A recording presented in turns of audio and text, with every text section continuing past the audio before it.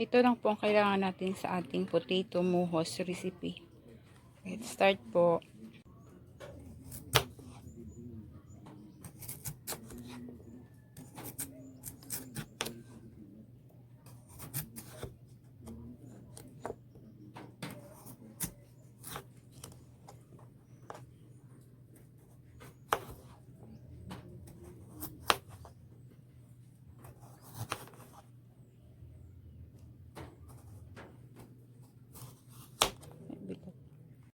After nating ma-slice ang potato, babad natin siya sa evaporated milk.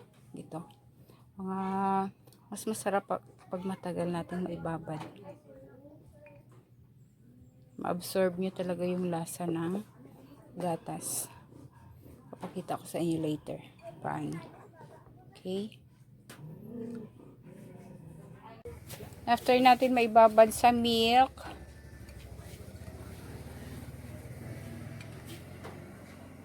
i-dip na i-dip. Lagyan natin ng crispy fry sa isa hanggang maubos natin siya.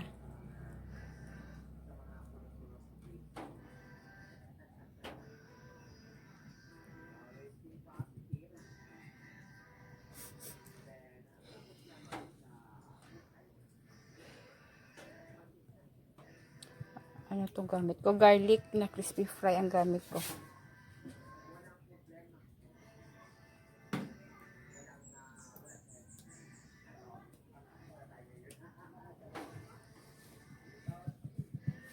Kahit ano naman pwede nyo gamitin, kayo na bahala. Pwedeng yung ano lang, natural na crispy fry, may spicy din, kayo na mag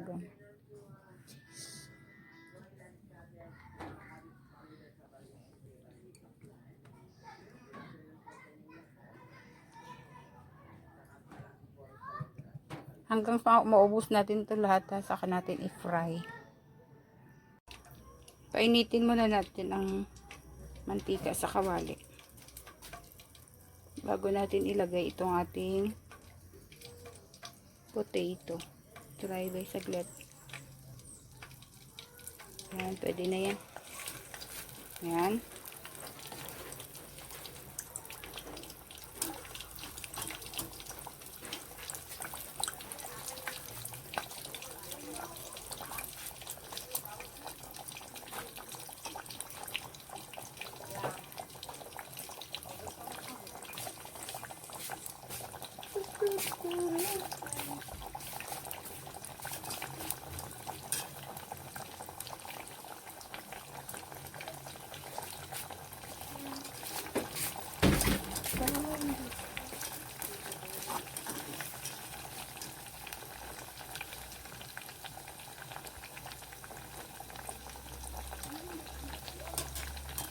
Itong muhos na ito guys, sa first natin na pag-fry, hindi pa siya masyadong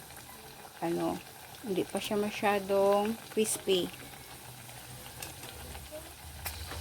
Need natin siya i-fry for the second time para mas masarap, mas ma-crispy.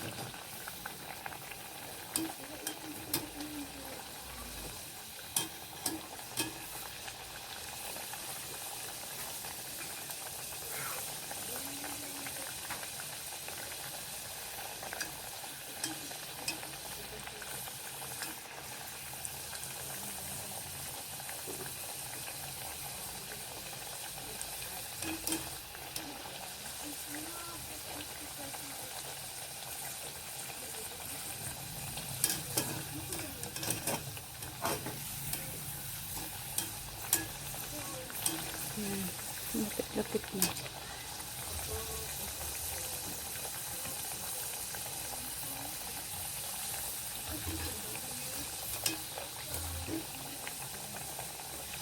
Nasa sa inyo guys, pwede naman na isang fry lang siya.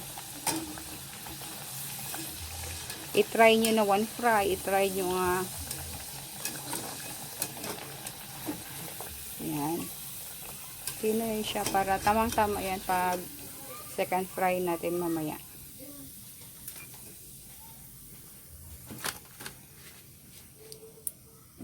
Yan guys. Hulog na natin.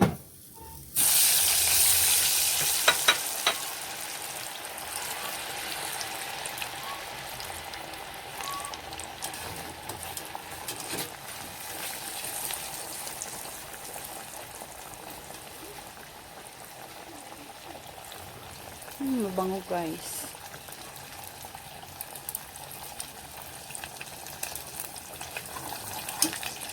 Once in a while, i-ano natin kasi na dumidikit dun ang crispy fry sa baba niya. Dapat na i-ano natin.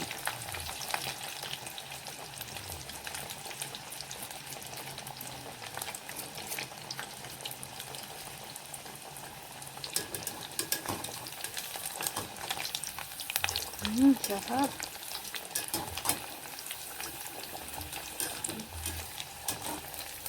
Sa second fry ko mamaya, tanggalin ko din itong ano niya.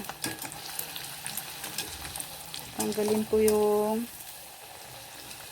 unang mantika na ginamit ko para malinis ulit siya, kasi itong nauna na yung natatanggal ng crispy fry yan ang masusunog kasi pag hindi natin okay na yan.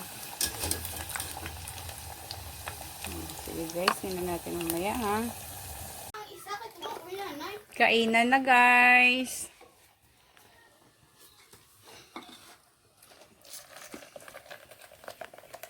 Yan. Yan ang finished product ni.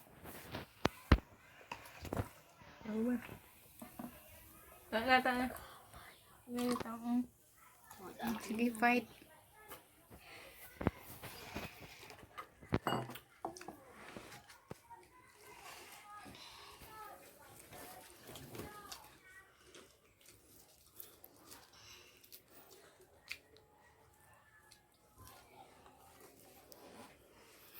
Wala tingog-tingog. Panghatag ka mo ay. Namet.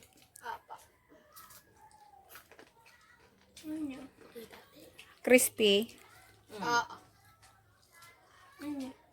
Sauce. Anong sauce? Gatas. Yang sauce na yan, oh, ito. Yung naiwan na gatas. Yung naiwan na gatas, yan ang ginawa nila, nilagyan nila ng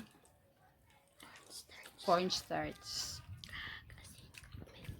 Sabi ni Enzo, nilagyan ng cornstarch, asin kag paminta kag. Wala na, okay. Sarap. Try nyo din guys, masarap na pang merienda. Sarap.